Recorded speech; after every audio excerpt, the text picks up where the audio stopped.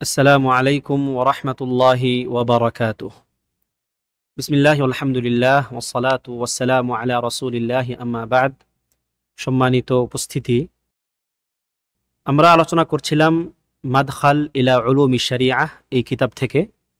এই কিতাবের একটি গুরুত্বপূর্ণ অধ্যায় ছিল মানহাজিয়াতু আত-তাআমুলি মাআল খিলাফি ওয়াল মুখালিফ, অর্থাৎ খিলাফ, ইখতিলাফ এবং ইখতিলাফ যার সঙ্গে হচ্ছে এই দুইয়ের সঙ্গে আমরা ডিল কেমনে করব, কিভাবে আমরা এই ব্যাপারটাকে বুঝে নেব এবং তাদের সঙ্গে মুআমালাত কেমন হবে আমাদের। ইখতিলাফ স্বয়ং এবং যিনি আমার সঙ্গে ইখতিলাফ করছেন কোনো একটি মাসআলায় বা একাধিক মাসআলায়, তার সঙ্গে আমার মুআমালাত কেমন হবে। তো এই অধ্যায়ের যে তিনটি গুরুত্বপূর্ণ বিষয় ছিল, এক নম্বর ছিল ওজুদুল খিলাফ, যে ইখতিলাফ থাকবে, এটি একটি সুন্নাহ কাউনিয়া, এটি একটি বলতে পারেন যে সৃষ্টিগত একটি ব্যাপার। মানে ইখতিলাফ, আপনি এমন একটা পৃথিবী, এমন একটা দুনিয়া চিন্তা করতে পারবেন না যেখানে কোনো ইখতিলাফ নাই, এটা কি সম্ভব না। এরপরে ছিল আসবাবুল খিলাফ, ইখতিলাফের কারণগুলো কি কি হতে পারে মুসলমানদের মধ্যে, এবং আত-তাআমুলু মাআল খিলাফ মাআল মুখালিফ, যে ইখতিলাফকারীর সঙ্গে আপনি আচরণ কেমন করবেন। তো এর মধ্যে ওজুদুল খিলাফ আমরা মোটামুটি একটা অংশ আলোচনা করেছি। আজকে এই অংশের বাকি যেটুকু রয়ে গিয়েছিল সেটুকু করব ইনশাল্লাহ। তা ছিল যে এই ইখতিলাফ তো থাকবে, আমরা যেমনটা গত আলোচনায় জেনেছিলাম যে ইখতিলাফ থাকবে, খুবই স্বাভাবিক। এখন এই ইখতিলাফগুলো আমাদের যারা সালফে সালেহিন ছিলেন তাদের মধ্যে ইখতিলাফ ছিল।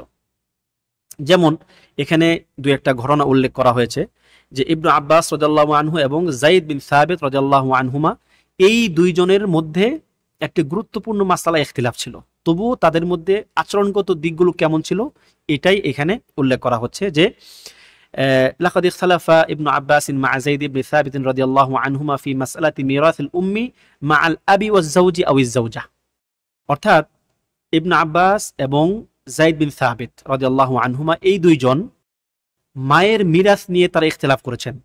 একজন ব্যক্তি বা একজন পুরুষ বা মহিলা যখন মারা যায় তখন তার যে মা মিরাসটা কিভাবে পাবে। যেমন বাবা এবং স্বামী বা স্ত্রী, এই দুইয়ের সঙ্গে মায়ের মিরাসটা কিরকম হবে।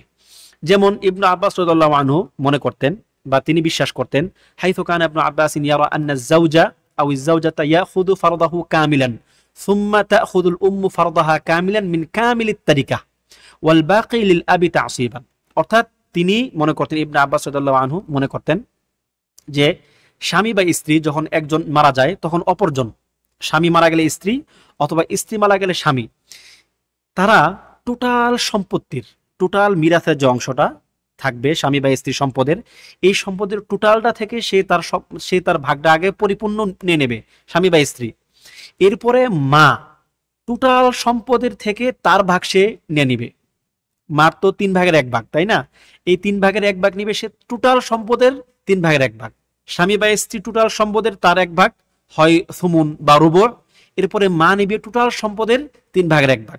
আচ্ছা, এরপরে বাবা নিয়ে নিবে বাকি যা থাকবে সবটা, বাকি যা থাকবে সেটা কি বাবা নিয়ে নেবে। তো এটা ছিল ইবনে আব্বাস রাদিয়াল্লাহু আনহুর মত। ওয়াকানা যাইদুন ইফতি আন্নাল উম্মা তাখুযু সুলুসাল বাকি ওয়াল আবু ইয়াখুযু সুলুসাইল বাকি বাদা ইখরাজি ফারদিজ যাওজি আও ইজ যাওজা।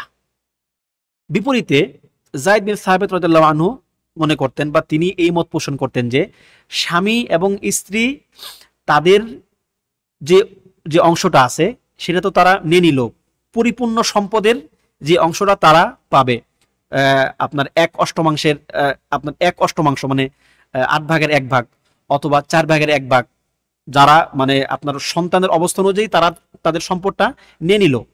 এরপরে বাকি যা থাকবে 8 ভাগের 1 ভাগ বা 4 ভাগের 1 ভাগ নেওয়ার পরে বাকি যা থাকবে ওই বাকি অংশকে 3 ভাগ করতে হবে। 3 ভাগ করে 1 ভাগ নিবে মা আর বাকি 2 ভাগ নিবে বাবা। তাহলে এখানে ইখতিলাফটা কোথায় হলো, যে মা কি পরিপূর্ণ সম্পদের 3 ভাগের 1 ভাগ নিবে, নাকি স্বামী বা স্ত্রী তাদের ভাগ নেওয়ার পরে বাকি যা থাকবে সেখান থেকে 3 ভাগের 1 ভাগ নেবে।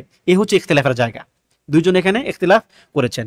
তখন ইবনু আব্বাস রাদিয়াল্লাহু আনহু যায়েদ রাদিয়াল্লাহু আনহুকে বলেছিলেন, নাশাত্তুকাল্লাহ, আমি আল্লাহর ওয়াস্তে আপনাকে আমি জিজ্ঞেস করছি, হাল তাজিদ ফি কিতাবিল্লাহি সুলুস মা বাকি, যে আপনি কি আল্লাহর কিতাবের কোথাও পেয়েছেন যে মা স্বামী বা স্ত্রী নেওয়ার পরে বাকি যা থাকবে ওইখান থেকে 3/1 নিবে, এই যে 3/1 বাকি যা থাকবে এই অংশ থেকে, এইটাকে আপনি আল্লাহর কিতাবের কোথাও পেয়েছেন? তখন তিনি বললেন, লা, না, আমি সেটা আল্লাহর কিতাবের কোথাও পাই নাই সরাসরি। ওয়ালাকিন্নী কুলতু যালিকা বিরাই, কিন্তু এটা আমি আমার মত ব্যক্ত করেছি, অর্থাৎ আল্লাহর কিতাব থেকে আমি এমনটাই বুঝেছি। ফাকালা ইবনে আব্বাস, তখন তিনি বললেন, ইবনে আব্বাস বললেন, কিতাবুল্লাহি আহাক্কু আইয়ুখাযা বিহি মিন রাইক, আপনার মতের চেয়ে আল্লাহর মত বা আল্লাহর কিতাবকে গ্রহণ করা অধিক হক রাখে, অর্থাৎ মানে আল্লাহর কিতাবের উপরে আপনার মত গ্রহণযোগ্য না, এটা হলো তার মূল কথা। দেখেন, এটা কিন্তু মানে একটা বড় একটি মাসলা কিন্তু ইখতিলাফ হয়ে গেল এখানে। তখন ওয়ালাম ইয়ামনাহুম হাযাল খিলাফু মিন সালামাতি সুদুরিহিম ফিমা বাইনাহুম, এই ইখতিলাফ থাকা সত্ত্বেও তাদের পরস্পরের মধ্যে যে ভালোবাসা, পরস্পরের প্রতি যে একটা আন্তরিক সম্পর্ক, এই সম্পর্কে কোনো ঘাটতি দেখা দেয় নাই। ফাকান ইবনে আব্বাস ইয়ারিফু লিযায়দিন কদরাহু ওয়া হাক্কাহু, ইবনে আব্বাস রাদিয়াল্লাহু আনহু যায়েদ রাদিয়াল্লাহু আনহুর সম্মান বুঝতেন, যে তার মানে কত মহান সম্মান রয়েছে তার।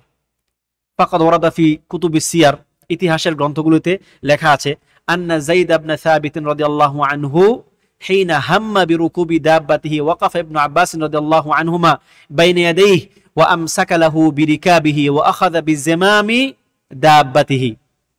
যখন যায়েদ বিন সাবিত রাদিয়াল্লাহু আনহু তার বাহনে উঠতে চাইতেন, তখন ইবনে আব্বাস রাদিয়াল্লাহু আনহু তার বাহনের সামনে গিয়ে দাঁড়াতেন এবং তার যে পায়ের রিকাব, বাহনের যেখানে পা রাখা হয়, যেমন পা দানি আর কি, ওটা তিনি ধরে রাখতেন এবং ঘোড়ার বা বাহনের লাগাম ধরে রাখতেন, অর্থাৎ একজন খাদেম যে কাজটা করে তিনি ওই কাজটা করতেন, যাতে যায়েদ বিন সাবিত রাদিয়াল্লাহু আনহু সুন্দরভাবে তার বাহনে আরোহণ করতে পারেন। এই ঘটনা দেখে যায়েদ রাদিয়াল্লাহু আনহু বলতেন, দা আনকা ইয়া ইবনে আব্বাস ইয়া ইবনে আম রাসূলিল্লাহ, হে আল্লাহর রাসূলের চাচাতো ভাই, দেখেন সম্মান কিভাবে দিতে হয় একজনকে। তিনি তো তাকে ইবনে আব্বাস বলতে পারতেন, বলেন যে হে আল্লাহ রসুলের চাচাতো ভাই, অর্থাৎ যেই কথাটা বললে তার সম্মান পরিপূর্ণ প্রকাশ পাবে, আল্লাহ রসুলের চাচাতো ভাই, এটা তো একটা সম্মানের একটা জায়গা। এটা তিনি তাকে বলতেন কি যে হে আল্লাহ রসুলের চাচার সন্তান, ছাড়ুন ছাড়ুন, মানে তিনি আসলে এই সম্মানটা নিতে চাইতেন না, যে কেন আপনি একজন গোলামের মতো, দাসের মতো, মনিবের সঙ্গে একজন গোলাম যে আচরণ করে, কেন আপনি আমার সঙ্গে সেই আচরণ করবেন? তখন ফাকাল ইবনে আব্বাস বলতেন, হাকাযা উমিরনা আন নাফআলা বিউলামাইনা, আমাদের উলামাগণের সঙ্গে, আমাদের আলেমগণের সঙ্গে আমরা এভাবেই আচরণ করতে আদিষ্ট হয়েছে। আল্লাহু আকবার। এই ছিল তাদের অবস্থা। একজন আলেমকে কেমনে সম্মান করতে হয় তারা জানতেন, ইখতিলাফ থাকা সত্ত্বেও। ওয়ালাম্মা দুফিনা, উল্লেখ্য যে যায়েদ বিন সাবিত রাদিয়াল্লাহু আনহু তো অবশ্যই ইবনে আব্বাস থেকে বয়সে বড় ছিলেন এবং নবী সাল্লাল্লাহু আলাইহি ওয়াসাল্লামের সঙ্গে সুহবতের সময়টা তার অনেক বেশি ছিল ইবনে আব্বাস থেকে। ইবনে আব্বাস ছিলেন একজন ছোট বালক যখন নবী সাল্লাল্লাহু আলাইহি ওয়াসাল্লাম ইন্তেকাল করেন। তো বিপরীতে যায়েদ বিন সাবিত রাদিয়াল্লাহু আনহু ছিলেন অনেক কি আগের সাহাবী, তো তিনি এই সম্মানটুকু দিতেন। ওয়ালাম্মা দুফিনা যাইদুন ক্বালা ইবনে আব্বাস, যখন যায়েদ রাদিয়াল্লাহু আনহু ইন্তেকাল করলেন, যখন তাকে দাফন করা হলো, তখন ইবনে আব্বাস বলেছিলেন, হাকাযা যাহাবুল ইলম, এভাবেই ইলমগুলো আস্তে আস্তে চলে যাচ্ছে। লাকাদ দুফিনাল ইয়াউমা ইলমুন কাসীরুন, আজকে অনেক বড় একটা ইলমের অংশ দাফন হয়ে গেল, অর্থাৎ ইলম আজকে দাফন হয়ে গেল। তিনি যায়েদ বিন সাবিত রাদিয়াল্লাহু আনহুর সঙ্গে এরকম ইখতিলাফ থাকা সত্ত্বেও মনে করতেন যে তিনি ছিলেন ইলমের সাগর, আজকে অনেক বড় একটা ইলমের অংশ দাফন হয়ে গেল। এই ছিল তাদের অবস্থা। এরপরে দ্বিতীয় ঘটনা, যে ওমর এবং ইবনে মাসউদ রাদিয়াল্লাহু আনহুমা, তাদের মধ্যে অনেক মাসালায় ইখতিলাফ ছিল। বিশেষ করে তাদের মধ্যে যে ইখতিলাফটা অনেক বেশি মাশহুর হয়ে গিয়েছিল, ওয়াকাদ ইশতাহারাল খিলাফু বাইনা ওমর ওয়া ইবনে মাসউদ রাদিয়াল্লাহু আনহুমা ফি সিফাতির রুকু', রুকু কিভাবে করবে, রুকুর কাইফিয়ত, ধরনের নিয়ে কি তাদের মধ্যে একটা ইখতিলাফ ছিল। যেখানে হাইসু কানা ইবনে মাসউদ রাদিয়াল্লাহু আনহু ইয়ারা তাতবিক ওয়া হুয়া ওয়াদউল ইয়াদাইনি বাইনার রুকবাতাইনি ইনদার রুকু', অর্থাৎ ইবনে মাসউদ রাদিয়াল্লাহু আনহু মনে করতেন যে রুকুর মধ্যে ব্যক্তি তার দুই হাতকে দুই হাঁটুর মাঝখানে রাখবে, দুই হাঁটুর মাঝখানে কিভাবে রেখে দিবে, দুই হাঁটু এবং তার মাঝখানে কিভাবে সে হাতটাকে স্থাপন করবে। বিপরীতে ওয়ারা ওমর ওয়াদাহুমা আলার রুকবাতাইনি কামা ইসতাকাররাত আলাইহি সুন্নাহ, সুন্নতে যেভাবে সাবিত হয়েছে ওমর রাদিয়াল্লাহু আনহু সেই মত পোষণ করতেন। সেটা কি, যে দুই হাঁটুকে দুই হাত দ্বারা এভাবে কি ধরে রাখতে হবে, যেটা আমরা করি এখন, যেটা সুন্নাহ হিসেবে যেটা সাবেত, কিন্তু ইবনে মাসউদ রাদিয়াল্লাহু আনহু মনে করতেন যে না, এটা এরকম না। অথচ তাদের মধ্যে কিন্তু কোনো সমস্যা তৈরি হয় নাই, বরং বাল ইবনে ইবনুল কাইয়্যিম রাহিমাহুল্লাহ আওসাল আল মাসাইল আল্লাতী জারা আল খিলাফ বাইনা ফিহা বাইনা উমর ওয়া ইবনে মাসউদ রাদিয়াল্লাহু আনহুমা ইলা 100 মাসআলাতিন ওয়া আকসার। যে ইবনুল কাইয়্যিম রাহিমাহুল্লাহ, ইবনে উমর রাদিয়াল্লাহু আনহু এবং ইবনে মাসউদ রাদিয়াল্লাহু আনহু, এই দুইজনের মধ্যে যে সমস্ত মাসআলা ইখতিলাফ হয়েছিল তিনি সেগুলো একত্র করতে গিয়ে দেখেছেন যে 100 বা তার চেয়ে বেশি মাসআলায় তারা ইখতিলাফ করেছেন, তারা একমত হন নাই। 100 বা তার চেয়ে বেশি মাসআলায়। চিন্তা করতে পারেন যে একদিকে উমর রাদিয়াল্লাহু আনহু প্রবীণ সাহাবী, ইবনে মাসউদ রাদিয়াল্লাহু আনহু তার চেয়েও প্রবীণ, কারণ ইবনে মাসউদ রাদিয়াল্লাহু আনহু উমর রাদিয়াল্লাহু আনহু আগে ইসলাম গ্রহণ করেছেন এবং নবী সাল্লাল্লাহু আলাইহি ওয়াসাল্লামের সঙ্গে সবচেয়ে বেশি সোহবত দেওয়া সাহাবীদের মধ্যে কে একজন, ইবনে মাসউদ রাদিয়াল্লাহু আনহু। অথচ তাদের মধ্যে এরকম দুইজন প্রবীণ সাহাবী হওয়া সত্ত্বেও 100 বা তার চেয়ে বেশি মাসআলায় তারা ইখতিলাফ করেছেন। ওয়া মা হাযাল খিলাফ ফামা নাকাসা হুব্বু আহাদিহিমা লিসাহিবিহি ওয়া মা আদআফা মিন মাওয়াদ্দাতি আইয়িম মিনহুমা লিল আখার। এতগুলো ইখতিলাফ থাকা সত্ত্বেও তারা পরস্পরের প্রতি পরস্পরের ভালোবাসা, সম্মান, একে অপরের প্রতি মর্যাদাবোধ, এটা কখনোই কমে নাই। ফাহাদ ইবনে মাসউদ কানা ইয়াজহাশু বিল বুকা হাত্তা ইয়াবতাল্লা আল হাসা বিদুমুহি। যখন ওমর রাদিয়াল্লাহু আনহু ইন্তেকাল করলেন, শাহাদাত বরণ করলেন, তখন ইবনে মাসউদ রাদিয়াল্লাহু আনহু এমন ভাবে কান্না করতেন, জোরে চিৎকার করে কান্না, মানে তার কান্না শব্দ হতো এবং তার চোখের পানিতে পাথর ভিজে যেত, এবং তিনি বলতেন ওয়াকুলু আন উমর ইন্নাহু কানা লিল ইসলামি হিসনান হাসিনান ইয়াদখুলুন নাসু ফীহি ওয়া লা ইয়াখরুজুনা মিনহু। যে উমর রাদিয়াল্লাহু আনহু ছিলেন ইসলামের জন্য একটি বিরাট দুর্গ, যে দুর্গের মধ্যে মানুষ প্রবেশ করত নিরাপত্তার জন্য এবং সেখান থেকে তারা বের হয়ে যেত না। ফালাম্মা উসিবা উমারু ইনসালামাল হিসন। যখন উমর রাদিয়াল্লাহু আনহু শাহাদাত বরণ করলেন, যখন উমর আঘাতপ্রাপ্ত হলেন, এই দুর্গটি আজকে ভেঙে গেল। অর্থাৎ তিনি উমর রাদিয়াল্লাহু আনহুকে এতগুলো মাসআলায় তার সঙ্গে ইখতিলাফ থাকা সত্ত্বেও, তার সঙ্গে মতানৈক্য থাকা সত্ত্বেও তিনি মনে করতেন যে উমর রাদিয়াল্লাহু আনহু ছিলেন একজন ইসলামের দুর্গ, যে দুর্গ ভেঙে যাওয়ার কারণে ইসলামের অনেক বড় ক্ষতি হয়ে গেল। চিন্তা করেছেন তাদের মধ্যে পারস্পরিক মানে এত সম্মানবোধ, মানে ইখতিলাফ থাকা সত্ত্বেও। এটা হচ্ছে সাহাবীগণ। এরপরে লেখক হাফিজাহুল্লাহ এখানে কিছু নামাযিজ মিন হাল আইম্মাতি মাল খিলাফ, খিলাফ ইখতিলাফ থাকা সত্ত্বেও আমাদের যারা আইম্মায়ে মুজতাহিদিন ছিলেন তাদের মধ্যে অবস্থা কেমন ছিল, এরকম দুই একটি ঘটনা তিনি সেখানে উল্লেখ করছেন। যে কালা ইউনুস আস-সাদাফি, ইউনুস আস-সাদাফি রাহিমাহুল্লাহ, তিনি একজন বিখ্যাত আলেম ছিলেন, ইমাম শাফি রাহিমাহুল্লাহর ওই সময়কালীন তারা ছিলেন। বলছেন ইউনুস আস-সাদাফি রাহিমাহুল্লাহ বলেন, মা রাআইতু আ'কালা মিনাশ শাফিঈ, আমি শাফিঈর চেয়ে অধিক বুদ্ধিমান জ্ঞানী লোক আমি দেখি নাই। নাযারতুহু ইয়াওমান ফি মাসআলাতিন, আমি তার সঙ্গে কোনো একদিন একটি মাসআলাতে আমরা মুনাযারা করেছি, পরস্পরে আমরা একমত হইনি, আমরা কি মুনাযারা করেছি, একজন একজনের সঙ্গে মাসআলার ক্ষেত্রে তর্কে লিপ্ত হয়েছে। তর্ক বলতে কি মারামারি না, আবার মুনাযারা বাহাস। সুম্মা ফারাকনা, এবং আমরা পৃথক হয়ে গেছি, আমরা আমাদের বাহাস শেষ, মুনাযারা শেষ, আমরা একমত হইনি, আমরা পৃথক হয়ে গেছি। ওয়া লাকিয়ানি, সে আমার সঙ্গে এসে সাক্ষাৎ করেছে। ফা আখাযা বিয়াদি, এবং আমার হাত ধরে বলেছে, সুম্মা কাল ইয়া আবা মুসা, হে আবু মুসা, আলা ইস্তাকিম আন নাকুনা ইখওয়ানান ওয়া ইল্লাম নাত্তাফিক ফি মাসআলা, হে আবু মুসা, আমরা যদিও একটি মাসআলায় একমত হতে পারি নাই, এরপরও কি আমরা ভাই থাকতে পারি না? আল্লাহু আকবার।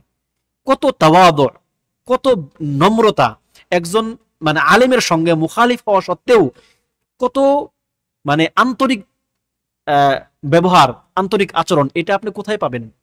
এরকম আলাম, এরকম উলামাগণের পরে এটা আপনি কোথাও পাবেন? সম্ভবত উলামাগণের ইন্তেকালের সাথে সাথে, তাদের চলে যাওয়ার সাথে সাথে এই আদবগুলো আমরা হারিয়ে ফেলেছি। আল্লাহ তাআলা আমাদেরকে তাদের খায়ের থেকে মাহরুম না করেন। আসলে এই কথাগুলো যখন পড়ি তখন দিলের ভিতরে একটা বড় একটা আঘাত লাগে যে আসলে আমরা মানে এমন কিছু আদব হারিয়েছি, এমন কিছু আখলাক হারিয়েছি যা ছিল আমাদের সালফে সালেহিনের অলংকার। তারা এগুলোকে অলংকার মনে করতেন, একজন আলেমের জন্য এগুলো তারা জরুরি মনে করতেন। কিন্তু আমরা কোথায়, আর তাদের আচরণ কোথায়? আমরা বলি যে আমরা তাদের অনুসারী, কোথায় সে অনুসরণ? সুবহানাল্লাহ, তারা ছিলেন আকাশের তারার মতো, আর আমরা এখন জমিনের কীট পতঙ্গের মতো হয়ে গেছে আমরা। পরস্পরের সঙ্গে যখন আমরা ইখতিলাফ করি, একজন একজনকে এমন শত্রু ভাবতে শুরু করি, একজন ইহুদিকে আমরা ততটা বড় শত্রু মনে করি না যতটুকু না আমি আমার ভাইকে মনে করি। আউযু বিল্লাহ, আউযু বিল্লাহি মিন যালিক। আল্লাহর কাছে আমরা এ থেকে আশ্রয় চাই। একজন তালেবে ইলমের জন্য এটা কখনোই কোনো ক্রমে উচিত না, কোনোভাবেই গ্রহণযোগ্য না সেটা। আল্লাহ মাআফিনা। এরপর ইমাম আহমদ রাহিমাহুল্লাহ তিনি বলেন, লাম ইউআব্বিরিল জিসরা ইলা খুরাসান মিসলা ইসহাক, অর্থাৎ খুরাসানের নদী পার হয় নাই কোনো ব্যক্তি ইসহাকের মতো। অর্থাৎ তিনি বলতে চেয়েছেন খুরাসান অর্থাৎ আফগানিস্তানের ওই এলাকাটা, তখন যেটা খুরাসান ছিল আর কি, আফগানিস্তান সহ আশপাশের অঞ্চলগুলোকে তখন খুরাসান বলা হতো, যে খুরাসানের নদী পার হয় নাই এমন ব্যক্তি ইসহাকের মতো। অর্থাৎ ইসহাক ছিল তাদের মধ্যে সেরা ব্যক্তি।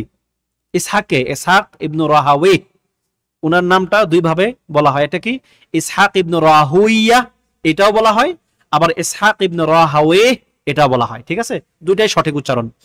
তো ইসহাক ইবনু রাহাওয়ে ছিলেন ইমাম আহমদ বিন হাম্বল রাহিমাহুল্লাহর সমকালীন। তো তিনি বলতেন যে ইসহাকের মতো মানুষ হতে পারে না খুরাসান অঞ্চলের মধ্যে। ওয়া ইন কানা ইউখালিফুনা ফি আশিয়া, যদিও তার সঙ্গে আমাদের অনেক বিষয় ইখতিলাফ রয়েছে। ফাইন্নান নাসা লাম ইয়াজাল ইউখালিফু বা'দুহুম বা'দা, আরে মানুষ তো একে অপরের সঙ্গে ইখতিলাফ করতেই থাকবে, থাকবেই, কখনোই মানুষ একমত হবে না। চিন্তা করতে পারেন যে দুইজন সমকালীন মানুষ, তাদের মধ্যে অনেক বিষয় ইখতিলাফ আছে, এরপরেও তারা একজন একজনের ব্যাপারে কত ভূয়সী প্রশংসা করেন যে ওই অঞ্চলে তার মতো মানুষ হতে পারে না। তো এই ছিল আমাদের সালফে সালিনের মানে আখলাক, স্বভাব, যা আমরা অনেক ক্ষেত্রে পরিপূর্ণ কেউ কেউ, আর অনেক ক্ষেত্রে বেশিরভাগ এই আদবগুলো আমরা আজকে হারিয়ে ফেলেছি, আমরা মাহরুম হয়ে গেছি। আল্লাহ তাআলা আমাদের হেফাজত করুন, আমিন। তো এই ছিল কিছু কিছু ঘটনা যা আমাদের সালফে সালেহিনদের মধ্যে ঘটেছে। এরপর লেখক হাফিজাহুল্লাহ দ্বিতীয় যে মাসআলা ছিল আমাদের এখানে, একটা হচ্ছে উজুদুল খিলাফ, ইখতিলাফ থাকবে। দ্বিতীয় ছিল আসবাবুল খিলাফ, এই ইখতিলাফ কেন হবে, এই কারণ উল্লেখ করতে গিয়ে তিনি এবার দ্বিতীয় অধ্যায়ের সূচনা করছেন যে আসবাবুল খিলাফ প্রধানত তিনটি কারণ, তিন ভাবে ইখতিলাফ হয়। একটা হচ্ছে আল ইখতিলাফু ফি সুবুতিন নাস, অর্থাৎ দলিল সাবেত হওয়ার ব্যাপারে ইখতিলাফ। একটা দলিল বা একটা নাস, সেটা কোরআনের আয়াত, কোরআন আয়াত না, সাধারণত আপনার হাদিস, এটা কি সাবেত কিনা, এটা কি সহিহ সূত্রে সাব্যস্ত কিনা, এই ক্ষেত্রে ইখতিলাফ হয়। নস উনিও জানেন, কিন্তু এটা একজন মনে করতেছেন যে এটা সাবেত না, এটা সাব্যস্ত হয় নাই নবী সাল্লাল্লাহু আলাইহি ওয়াসাল্লাম থেকে, আর একজন বলতেছেন না এটা সাব্যস্ত হয়েছে। দ্বিতীয় কি আল ইখতিলাফু ফি ফাহমিন নাস, দেখা যাবে যে দুইজনেরই বিশ্বাস যে সাবেত হয়েছে, এটা সহিহ সূত্রে সাব্যস্ত, কিন্তু এই নাসের ক্ষেত্রে দুইজনের দুইটা বুঝ তৈরি হয়েছে, একজন একরকম বুঝেছেন, বিপরীতে ভিন্নজন আরেক রকম বুঝেছেন। এরপরে হচ্ছে আল ইখতিলাফু ফি হুজ্জিয়াতিল আদিল্লাহ, হতে পারে দুইজনই একরকম বুঝেছেন, কিন্তু আদিল্লা মানে হুজ্জত হিসেবে সেটা সাবেত কিনা, এটা কি দলিল হিসেবে সাবেত কিনা, এই ব্যাপারে কি তাদের মধ্যে ইখতিলাফ হয়েছে। এই তিনটা হচ্ছে ইখতিলাফের বড় বড় তিনটি কারণ। এরপরে এখন লেখক এখানে হয়তো এই তিনটার বিস্তারিত কিছু আলোচনা করবেন। তিনি বলছেন যে মা যালা আহলুল ইলমি কাদিমান ওয়া হাদিসান ইখতালিফুনা ফীমা বাইনাহুম লিআসবাবিন ইউযযারু ফীহা আল মুখালিফ, যে আমাদের আহলুল ইলম যারা উলামায়ে কেরাম আছেন প্রাচীন এবং মানে সমকালীন যুগের, তাদের মধ্যে ইখতিলাফ রয়ে গেছে বা ছিলই এমন কিছু কারণে, যে কারণগুলোতে মুখালিফকে উযর বা মুখালিফকে মাযুর মনে করা হয়, অর্থাৎ তার উযর গ্রহণ করা হয়। সাওয়াআন আকানা কওলুহু রাজিহান আও মারজুহান, হতে পারে তার কওলটা কি রাজিহ, তার মতটাই সঠিক প্রাধান্যযোগ্য, অথবা তার মতটা মারজুহ প্রাধান্যযোগ্য না। ফাইদা আরাফনা আসবাব আল খিলাফি আযারনাহুম, আমরা যখন এই খিলাফের কারণগুলো জানবো, তখন আমরা হয়তো তাদেরকে মানে উযর খাহি করতে পারবো, আমরা তাদের উযরকে গ্রহণ করতে পারবো। ওয়া হামালনা আকওয়ালাহুম আলা আহসানিল মাহামিল, আমরা তাদের কথাগুলোকে সবচেয়ে সুন্দর সম্ভাব্য কথা হিসেবে গ্রহণ করতে পারবো। অর্থাৎ একজন ব্যক্তির একটা কথার অনেকগুলো ব্যাখ্যা হতে পারে, আপনি যেটা সবচেয়ে সুন্দর কারণ হতে পারে, সুন্দর সম্ভাবনা, সবচেয়ে ভালো সম্ভাবনা, আপনি সেটাকেই গ্রহণ করবেন, এটা আমরা করতে পারবো। ফামিন যালিকা, এর কারণগুলির মধ্যে একটি হচ্ছে কি, এক নাম্বার আল ইখতিলাফু ফি সুবুতিন নাস, যেটা আমরা প্রথম একটু আগে জানলাম যে একটা নাস সাবেত কিনা, একটা দলিল সাবেত কিনা, প্রমাণিত কিনা, এই ব্যাপারে ইখতিলাফ হয়েছে। কাদ ইয়াখতালিফুল আইম্মাতু ফি মাসআলাতিন বিসাবাবি ইখতিলাফিহিম ফি সুবুতিল হাদিসিল ওয়ারিদি ফিল মাসআলা। হতে পারে যে আইম্মাগণের মধ্যে ইখতিলাফ হয়েছে কি একটা হাদিস সেটা সাবেত কিনা এই ব্যাপারে, এই সংক্রান্ত বিষয়ে। ফায়ারা বা'দুহুম সিহহাতাহু ওয়া ইয়ারাল আখারুনা যাফাহু। হতে পারে একজন তাদের মধ্যে কেউ কেউ এটাকে সহিহ মনে করেছেন, আবার কেউ কেউ এটাকে দাঈফ মনে করেছেন। ওয়াহাদা লাহু ইদ্দাতু নামাযিজ, এবং এর অনেকগুলো নমুনা রয়েছে। যেমন আন-নামুযাজুল আউয়াল, প্রথম নমুনা, আল খিলাফু বাইনাল আহনাফি ওয়াল জামহুর ফি যাকাতিল খাইল। হানাফিগণ, আহনাফ এবং জমহুর উলামা, জমহুর এবং আহনাফ তাদের মধ্যে ইখতিলাফ কি ঘোড়ার যাকাত আছে কি নাই এই ব্যাপারে। ফাল জমহুর ইয়াকুলুন লা যাকাতা ফিল খাইল। জমহুর উলামায়ে কেরাম অর্থাৎ আহনাফ ছাড়া বাকি তিন মাযহাব এবং অন্যান্য উলামায়ে কেরাম বলেন যে ঘোড়ার কোনো যাকাত নাই। ওয়াল আহনাফ ইয়াকুলুনা বিউজুবি যাকাতিহা। বিপরীতে আহনাফগণ বা হানাফিগণ মনে করেন যে ঘোড়ার যাকাত ওয়াজিব। কেন? ওয়াসাবাবুল খিলাফ, কারণটা কি? আন্নাল আহনাফ ইউসাহহিহুনা হাদিসা জাবির ইবনে আব্দুল্লাহ রাদিয়াল্লাহু আনহুমা আনিন নবী সাল্লাল্লাহু আলাইহি ওয়াসাল্লাম, যে হানাফিগণ জাবির ইবনে আব্দুল্লাহ রাদিয়াল্লাহু আনহু থেকে যে হাদিসটি বর্ণিত হয়েছে যে নবী সাল্লাল্লাহু আলাইহি ওয়াসাল্লাম থেকে, অর্থাৎ ক্বালা ফি কুল্লি ফারাসিন সাইমাতিন দিনার, যে প্রত্যেক ঘোড়ার মধ্যে সাইমা, প্রত্যেক সাইমা ঘোড়ার মধ্যে রয়েছে কি এক দিনার। ঠিক আছে, অর্থাৎ এই যে এই মানে হাদিসটা, এই হাদিসটা হানাফিগণের কাছে সহিহ, তারা এই হাদিসকে সহিহ মনে করেন। ওয়াল জুমহুর ইউদাইফুন আল হাদিস, কিন্তু জুমহুর যারা অন্যান্য উলামায়ে কেরাম আছেন, অন্যান্য মাযহাবের যারা আছেন, তারা মনে করেন যে এটা সহিহ না, এই হাদিসটা দাঈফ। তাহলে এটা একটা ব্যাপার যে একই হাদিস দুইজন দুই রকম বুঝ নিয়েছেন, কারো কাছে এটা সহিহ, কারো কাছে সেটা সাবেত, হানাফিগণের কাছে এটা সাবেত সহিহ হিসাবে, আর অন্যান্য উলামায়ে কেরামের কাছে এটা সহিহ হিসাবে সাবিত না, সুতরাং তারা সেটাকে গ্রহণ করেন নাই।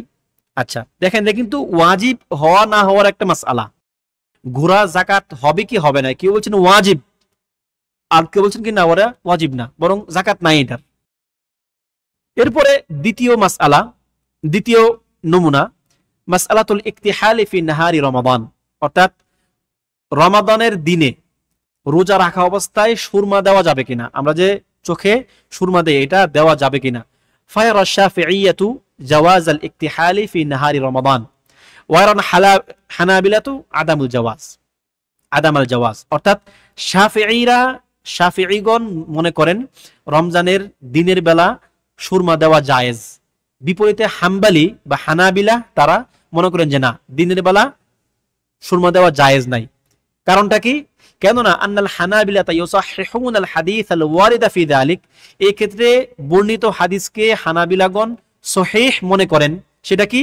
ওয়া হুয়া মা রুইয়া আন্নান নবী সাল্লাল্লাহু আলাইহি ওয়াসাল্লাম قال আন্নান নবী সাল্লাল্লাহু আলাইহি ওয়াসাল্লাম আমারা বিল ইসমিদিল মুরাওয়াহ ইনদা আন-নাওমি ওয়া ক্বালা লিয়াত্তাকহিস সাইম, যে নবী সাল্লাল্লাহু আলাইহি ওয়াসাল্লাম ঘুমের সময় খনিজজাত যে ইসমিদ অর্থাৎ সুরমা সেটা দিতে তিনি আদেশ করেছেন, তবে বলেছেন লিয়াত্তাকহিস সাইম, তবে রোজাদার এটা থেকে বেঁচে থাকবে। তারা এই হাদিসকে সহিহ মনে করেন, বিধায় তারা রোজাদারের জন্য দিনের বেলা সুরমা দেওয়াকে জায়েজ মনে করেন না। বিপরীতে শাফিঈগণ একই হাদিসকে তারা দাঈফ মনে করেন, সুতরাং তারা সুরমা দিতে পারেন বলে মনে করেন। তাহলে কি একটা হাদিস একজনের কাছে সাবিত সহিহ হিসাবে, আরেকজনের কাছে কি সহিহ হিসাবে সাবিত না, দাঈফ।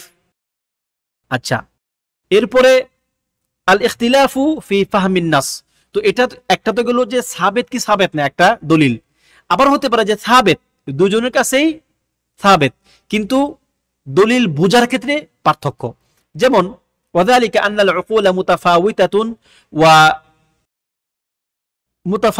ওয়া মাদারিকুল উলুমি মুতাবায়িনাতুন, অর্থাৎ একটা নাসকে বোঝার ক্ষেত্রে মানুষের চিন্তার এদিক সেদিক হতে পারে, এক একজনের বুঝের ধরন এক এক রকম কি হতে পারে। ফাকাদ ইয়াকুনু নাসসু সাবিতান ইনদা তারাফাইন, হতে পারে যে দুই পক্ষের নিকটেই এই দলিলটা সাবিত সহিহ হিসাবে, লাকিন্না কুল্লাম মিনহুমা ইয়াফহামুহু ফাহমান মুগায়্যারান লিল আখার, কিন্তু দুইজনেই বা দুই মতের অধিকারীরাই মানে ভিন্ন মত থেকে ভিন্নভাবে তিনি বুঝেছেন, অন্য মত থেকে ভিন্নভাবে তিনি সেটাকে বুঝেছেন। ওয়াহাদা লাহু নামাযিজুন আদিদাতুন, এরও অনেক নমুনা রয়েছে, অনেক উদাহরণ রয়েছে। তার মধ্যে এক নম্বর নমুনা হচ্ছে এটা, আল খিলাফু ফি ইদ্দাতিল মুতাল্লাকা, অর্থাৎ তালাক প্রাপ্তা নারীর ইদ্দাতের ক্ষেত্রে। ওয়াল মুরাদু বিল কুরু, উদ্দেশ্য হচ্ছে কুরু নিয়ে, কারণ কোরআনে কুরু উল্লেখ করা হয়েছে। হাল হিয়াল হিয়াব আমিল আতহার, এই কুরু এটা কি হায়েজকে বোঝানো হয়েছে নাকি পবিত্রতাকে বোঝানো হয়েছে? এটা কিন্তু একটা মশহুর মাসআলা, একটি মশহুর ইখতিলাফ। মা আন্না নাস মিনাল কোরআন, যেখানে কোরআনে আসছে এই ক্ষেত্রে ওয়াল মুতাল্লাকাতু ইয়াতারাব্বাসনা বিআনফুসিহিন্না সালাসাতা কুরু, অর্থাৎ তালাক প্রাপ্তা নারীগণ 3 কুরু পরিমাণ অপেক্ষা করবেন। এখন এই 3 কুরু কি? এই 3 কুরু কি? অর্থাৎ কার, এই কার কি হায়েজ নাকি তহুর? একজন মহিলা সে কি হায়েজ হলেই তৃতীয় নম্বর হায়েজ হলেই সে বুঝে নিবে যে হ্যাঁ মানে এখন আমার ইদ্যত শেষ, নাকি হায়েজ হওয়ার পরে তুহুর হওয়ার যখন সে পবিত্র হবে তখন সে বুঝবে যে এখন আমার ইদ্যত শেষ হয়েছে। লাকিন ইখতালাফু ফি তাফসিরিল কুর, এই যে কুরু এর এক বচন কি কুরউন, এই কুরউনের তাফসিরের ক্ষেত্রে কি ইখতিলাফ হয়েছে। লিখতিলাফি ফাহমিহিম লিল লুগাহ, ভাষাগত দিক থেকে তাদের বুঝের তারতম্যের কারণে। ওয়া আদামু ওজুদিন মুরাজ্জাহিন কাতঈ, এই ক্ষেত্রে কোনো সুস্পষ্ট বা অকাট্য কোনো মত না থাকার কারণে। আপনি ভাষাগত দিক থেকে এটার কোনো অকাট্য দলিল নাই যে এটা কি হায়েদ নাকি তাহের। ফামিনহুম মান ক্বালা আল কুরউ হুয়া তুহর, তাদের মধ্যে কেউ কেউ বলেন যে কুর হচ্ছে পবিত্রতা, অর্থাৎ হায়েজ থেকে পবিত্র হওয়াটাকে বলা হয় কুর। ওয়ামিনহুম মান ক্বালা আল কুরউ হুয়াল হায়েদ, তাদের মধ্যে কেউ কেউ বলেন কি যে কুর হচ্ছে হায়েজ হওয়ার শুরু মানে কি এটা কুর। এখন দেখেন এই ইখতিলাফে কিন্তু অন্য আরো অনেকগুলো মাসআলা এর সঙ্গে জড়িত। অর্থাৎ যদি কেউ মনে করে যে কুর হচ্ছে তাহারা, পবিত্র হওয়া, তার মানে তৃতীয় হায়েজ হওয়ার সময় কিন্তু ওই মহিলা অন্য কোথাও বিবাহ করতে পারবে না। বিপরীতে যারা বলতেছেন যে আপনার কুর হচ্ছে হায়েদ, দুঃখিত, যারা মনে করতেছেন যে কুর হচ্ছে তাহারা, পবিত্র হওয়ার আগ পর্যন্ত কিন্তু সে মহিলা বিবাহ করতে পারবে না। আর যারা বলতেছেন যে কুর হচ্ছে হায়েদ, তার মানে হায়েদ হওয়ার সাথে সাথে তার জন্য এখন কি বিবাহ করা জায়েজ হয়ে গেল, তার মানে এখানে হালাল হারামের একটা মাসআলা চলে আসতেছে। তো এরকম বড় বড় মাসআলাতে কিন্তু জাস্ট নাস বুঝার ক্ষেত্রে এক একজন এক এক রকম বুঝেছেন ভাষাগত দিক থেকে, এই জন্য কি ইখতিলাফ হয়ে গেছে। এরপরে আসেন দ্বিতীয় নমুনা, যে ইখতিলাফুস সাহাবাত রাদিয়াল্লাহু আনহুম ফি ফাহমি কওলিহি সাল্লাল্লাহু আলাইহি ওয়াসাল্লাম লা ইউসাল্লিয়ান্না আহাদুনিল আসরা ইল্লা ফি বানি কুরাইযা। সাহাবীগণের মধ্যে একটা ইখতিলাফ হয়েছে। নবী সাল্লাল্লাহু আলাইহি ওয়াসাল্লাম যখন একটা বাহিনীকে বনু কুরাইজার দিকে পাঠালেন এবং বললেন যে তোমরা যেন বনু কুরাইজায় পৌঁছানোর আগ পর্যন্ত সালাত পড়বে না। ফাআদরাকা বা'দুহুমুল আসরা ফিত তারিক, তারা পথেই আসরের ওয়াক্ত হয়ে গেল, বনু কুরাইজা যাওয়ার পথেই কি তাদের আসরের ওয়াক্ত শুরু হয়ে গেল। ফাকালা বা'দুহুম, তাদের কেউ কেউ বলল লা নুসাল্লি হাত্তা নাতিয়াহা, আমরা বনু কুরাইজায় পৌঁছানোর আগে আসরের সালাত পড়ব না। ওয়াকালা বা'দুহুম, কেন তারা কথা বললেন? কারণ নবী সাল্লাল্লাহু আলাইহি ওয়াসাল্লাম বললেন যে তোমরা বনু কুরাইজা যাওয়ার আগে নামাজ পড়বে না। আর আরেক অংশ বললেন যে বাল নুসাল্লি, আমরা সালাত পড়ে নিব, কারণ সালাতের ওয়াক্ত হয়ে গেছে। লাম ইয়ারিদ মিন্না যালিক, এবং এই ক্ষেত্রে কোন একটা সিদ্ধান্তে আসতে তারা পারে নাই। ফাযাকারা লিন-নবী সাল্লাল্লাহু আলাইহি ওয়াসাল্লাম ফালাম ইউআন্নিফ ওয়াহিদান মিনহুম, যখন এই ঘটনা নবী সাল্লাল্লাহু আলাইহি ওয়াসাল্লামের নিকট বর্ণনা করা হলো, তারা যখন বললেন গিয়ে সফর থেকে ফিরে এসে, তিনি কোনো এক পক্ষকেও কি করলেন না, তিরস্কার করলেন না। ফাআকাররান নবী সাল্লাল্লাহু আলাইহি ওয়াসাল্লাম ইখতিলাফাহুম ফি ফাহমিন নাস, এবং নবী সাল্লাল্লাহু আলাইহি সাল্লাম তাদের জন্য এই যে নাস বা নবী সাল্লাল্লাহু আলাইহি সাল্লামের কথাকে তাদের বুঝের যে বেশকম, এই বুঝের ইখতিলাফকে তিনি স্বীকৃতি দিলেন কোনো কিছু না বলে।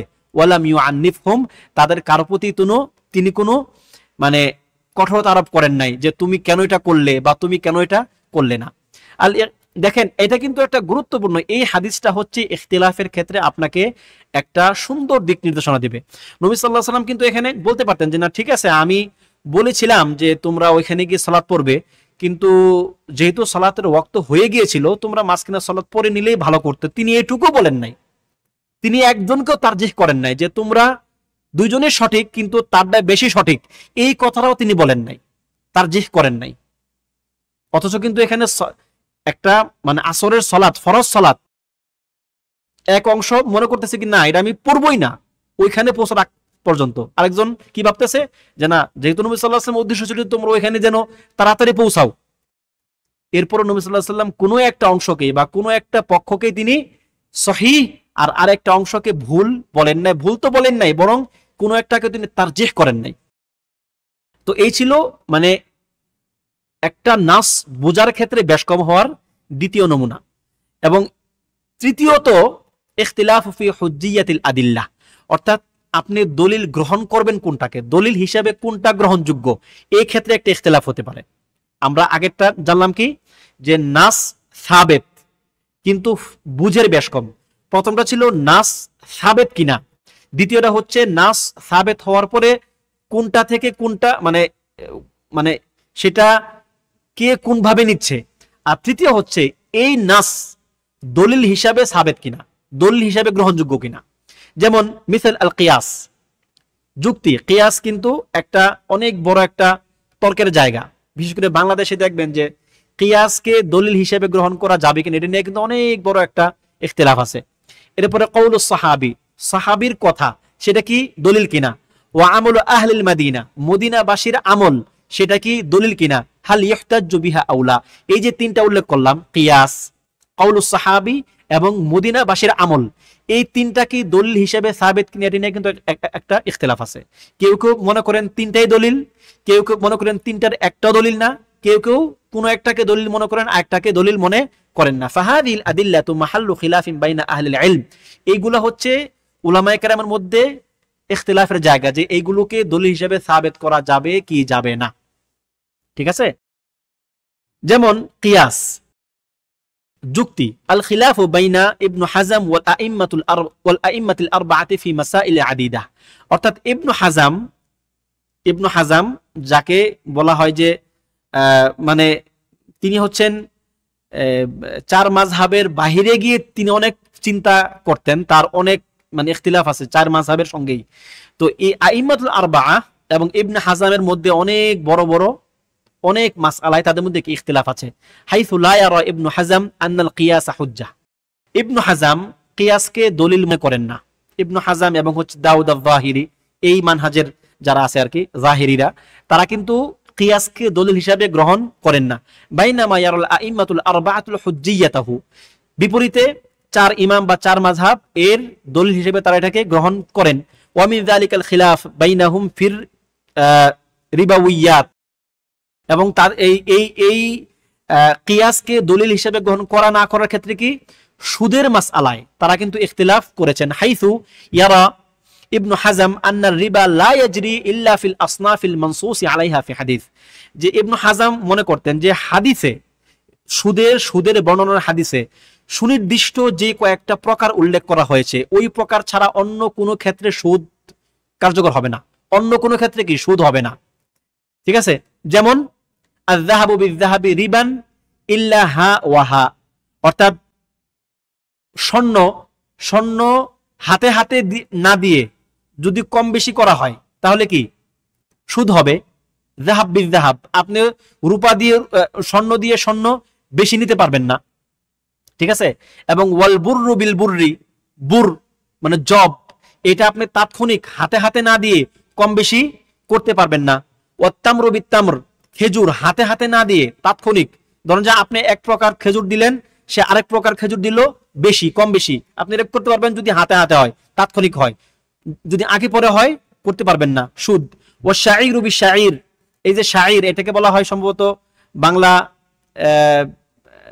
এটা কি বলা হয়, শাইর আমরা এখানে খাই মানে আরবে, শাইরকে সম্ভবত কিছু একটা বলে, আমি ভুলে গেছি বাংলাটা এটার কি, যে এই শাইর এক শাইর তাৎক্ষণিক লেনদেন ছাড়া হাতে হাতে ছাড়া পরবর্তীতে হলে কি সেটা সুদ হয়ে যাবে। তো মানে ইবনু হাজমের কথা হচ্ছে দেখেন, স্বর্ণ, সোনা, বুর, তামর এবং শাইর, এই চারটা ছাড়া অন্য কোনো কিছুই কি হাতে হাতে না দিলে, মানে হাতে হাতে না হলেও কি সেটা সুদ হবে না, যেহেতু হাদিসে এই চারটার কথা উল্লেখ করা হয়েছে। কিন্তু ওয়ায়ারুল জামহুর আন্নামা আখাযা ইল্লাত হাযিল আসনাফ ইয়াখুযু হুকমাহু ওয়া ইয়াজরি রিবা ফি। জমহুরের মত হচ্ছে, চার ইমামের মত হচ্ছে যে এই চারটার মতো করে, এই চারটা নবী সাল্লাল্লাহু আলাইহি ওয়াসাল্লাম উল্লেখ করেছেন, এই চারটার যে ইল্লাত, যে কারণ, এই কারণটা অন্য যে কোনো দ্রব্যের উপরে যদি প্রযোজ্য হয় তাহলে তার ক্ষেত্রে এই হুকুম প্রযোজ্য হবে। অর্থাৎ যেই কোনো কিছু, যেই কোনো দ্রব্য, পণ্য যদি এমন হয় যে হাতে হাতে ছাড়া আগে দিয়ে পরবর্তীতে বেশি নেওয়া, এটা কি হারাম। সেটা টাকা হতে পারে, সেটা হতে পারে কোনো যে কোনো আপনার বিকৃত যেই কোনো দ্রব্য হতে পারে। অর্থাৎ এটা যদি তাৎক্ষণিক হাতে হাতে না দেওয়া হয় তাহলে একই জিনিস পরবর্তীতে বেশি দেওয়া যাবে না। যেমন আপনি কাউকে ধরেন যে এটাকে কি বলা যায়, আপনি একটা কিতাব দিলেন, একই কিতাব সে আপনাকে 6 মাস পরে 2টা দিল, এটা সুদ হয়ে যাবে। কিন্তু ইবনে হাজমের মতে কি সেটা সুদ হবে না। কেন? কারণ এটা উল্লেখ নাই হাদিসের মধ্যে। কিন্তু এখন এই অন্যান্য ইমামগণ কিয়াস করছেন যে এর সঙ্গে কিয়াস করে অন্য সকল কিছুই সুদ হবে, কিন্তু তিনি কিয়াস মানেন না ইবনে হাজম। এই ছিল ইখতিলাফ যে কিয়াস গ্রহণযোগ্য হবে কি হবে না। এরপরে কওলুস সাহাবী, সাহাবীর কওল কি দলিল হিসেবে সাবিত কি সাবিত না। ইয়ারা বাদুল আইম্মাতি আন্না কওলা সাহাবী হুজ্জাহ, কোন কোন ইমাম মনে করেন সাহাবীদের কওল দলিল। ওয়ারা আখারুনা আদাম হুজ্জিয়াতিহি, বিপরীতে অনেক উলামায়ে কেরাম বা অনেক ইমামগণ মনে করেন যে না, এটা হুজ্জা হিসাবে, দলিল হিসাবে গ্রহণযোগ্য না। কাল খিলাফ ফি উজুবি সাজদাতি তিলাওয়া, যেমন তিলাওয়াতের সেজদা ওয়াজিব হওয়া নিয়ে একটা ইখতিলাফ আছে। ওয়াল খিলাফু ফি উজুবি তাহারা লিতাওয়াফি বিল বাইত, মানে আল্লাহর ঘরে তাওয়াফ করার সময়, সেটা হজ উমরার সময় যখন আপনি তাওয়াফ করবেন বা এমনি তো তাওয়াফের সময় কি ওযু বা উযু ওয়াজিব কিনা, এই ক্ষেত্রে কি সাহাবীগণের আমল আছে, এটা কি দলিল হিসাবে সাবিত হবে কি হবে না।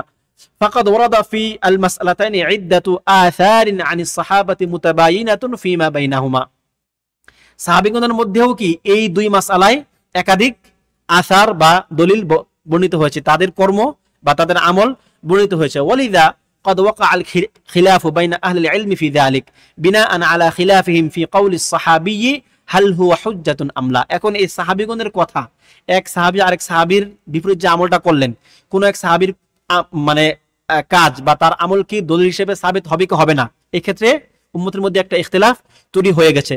فهذه الأسباب مما يجعل الخلاف أمرا جائزا وسائغا ومقبولا ويعذر فيه المخالف ويعتذر له مع تمحيص الراجح।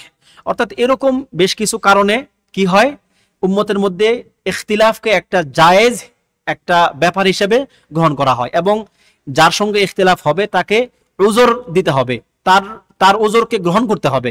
আপনি শুধুমাত্র ইখতিলাফ হওয়ার কারণেই তাকে আপনি কি বাতিল বলতে পারবেন না, কেননা ইখতিলাফগুলো তখনও ছিল এই সমস্ত মাসআলায়। যদিও আপনি একটা রাজিহ মত দিতে পারবেন যে হ্যাঁ এই মতটা হচ্ছে আমার নিকট আরজাহ, আমি এইটাকে রাজিহ মত মনে করি, কিন্তু আপনি অন্যটাকে বাতিল বলতে পারবেন না এবং তাকে আপনি পথভ্রষ্ট বলতে পারবেন না। ওয়াইদা তাকাররারা যালিকা ফাকাইফা নাতাআমাল মাআল খিলাফ, যখন আপনি এই ব্যাপারগুলো মানে আপনার নিকট স্পষ্ট হয়ে গেল যে হ্যাঁ খিলাফ থাকবে, এখন প্রশ্ন আসবে যে আমরা মুখালিফের সঙ্গে, ভিন্ন মত পোষণকারীর সঙ্গে আমরা আচরণ কেমন করব। সায়াতিল জওয়াব আন যালিক, এটা পরবর্তী অধ্যায়ে এই প্রশ্নের উত্তর আসবে। তাহলে আমরা এই অধ্যায়টা মোটামুটি শেষ করে ফেলছি, খুলাসাতুন মুহিম্মা। এখন এই অধ্যায়ের কয়েকটা খুলাসা, মূল কথা সংক্ষেপে, যে আল খিলাফু সুন্নাতুন কাউনিয়াতুন ওয়াকিআতুন বিসাবাবি ইখতিলাফিল মাদারিক ওয়াল উকুল ওয়াল আফহাম, যে যেহেতু মানুষের বুঝের তারতম্য আছে, এজন্য খিলাফ বা ইখতিলাফ হচ্ছে একটা সুন্নাহ কাউনিয়া, একটা সৃষ্টিগত একটি সুন্নাহ, একটা নিয়ম, এটা থাকবেই। দ্বিতীয়ত ইখতালাফ আস-সাহাবা রাদিয়াল্লাহু আনহুম ফি মাসাইল কাসীরাতিন মিনাল ফিকহ ওয়া গায়রিহি, যে সাহাবীগণ রাদিয়াল্লাহু আনহুম আজমাইন তারা অনেক ফিকহের মাসআলায় তারা ইখতিলাফ করেছেন। এবং শাফিঈ রাহিমাহুল্লাহ বলেছেন, ক্বালা শাফিঈ আলা ইস্তাকিম আন নাকুনা ইখওয়ানান ওয়া ইল্লাম নাত্তাফিক ফি মাসআলা, ফাল ইখতিলাফু লা ইউসিদু ফিল লিল উদ্দি কাদিয়াতান, যে যেহেতু ইমাম শাফিঈ রাহিমাহুল্লাহ বলেছেন যে আমরা কোনো একটি মাসালায় একমত না হলেও কি আমরা পরস্পর বাই হতে পারি না, অর্থাৎ ইখতিলাফ পারস্পরিক ভ্রাতৃত্ব বন্ধন বিনষ্ট করার কোনো কারণ নয়, বরং এটা ইখতিলাফ থাকা সত্ত্বেও পারস্পরিক ভ্রাতৃত্ব থাকতে হবে বা থাকাটা জরুরি।